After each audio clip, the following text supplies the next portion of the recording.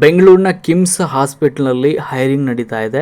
ರೇಡಿಯೋಲಾಜಿ technicians, senior technicians ಜೊತೆಗೆ supervisor ಹುದ್ದೆಗಳಿಗೆ hiring ನಡೀತಾ ಇದೆ.